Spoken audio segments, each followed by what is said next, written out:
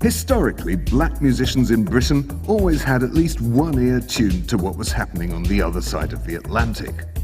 In the late 80s, however, the man we're honouring today mixed soul, funk and reggae to create a new sound that was uniquely British. Born in London, the youngest of 10, his ambition was to follow all his brothers and become a DJ. With a friend from school, he created a reggae sound system called Jar Rico. 3 years later, Jar Rico became Soul to Soul. They played parties and warehouse functions before landing what proved to be a pivotal gig at the Africa Centre in London's Covent Garden. It led to record company interest, an artist deal with Virgin 10, and the release of their first single, Fair Play.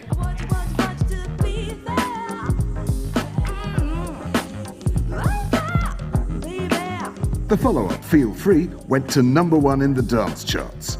But it was Keep On Moving, featuring Karen Wheeler, that crossed over to become a hit in the national pop charts.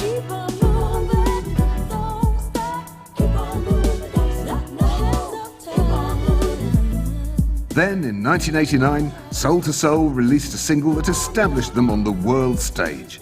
It not only spent 4 weeks at #1 in the UK, but also reached #4 in America. Get a Life, A Dream's a Dream, and Joy all entered the top 10, while their debut album and the follow-up both went to #1. Soul to Soul were always more than just a band. They were a collective, a concept, a trademark. There were Shops, the distinctive funky dread logo, and their life-affirming slogan, a happy face, a thumping bass for a loving race. Yet everything was built around a central core of songwriting and production values.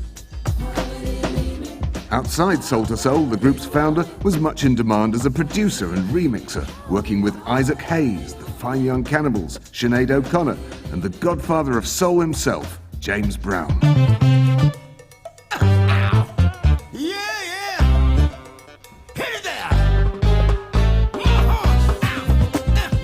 In 1990, he picked up 2 Grammys and the keys to no less than 7 US cities.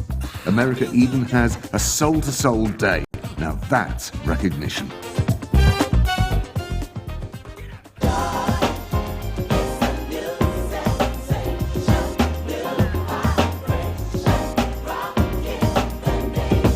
While Soul to Soul have sold almost 7 million albums around the world, he personally has credits on albums that have sold 35 million copies in over 100 territories. This year, he was awarded an OBE for services to the music industry. He once told Billboard magazine, "I'm fortunate to hear so often how the Soul to Soul concept has brought joy and inspiration to people." For being a true pioneer and a powerhouse of creativity who takes pleasure in giving pleasure to others, the Academy is thrilled to present the first Ivor Inspiration Award to the man who gave black British music a soul of its own, the incomparable Jazzie B.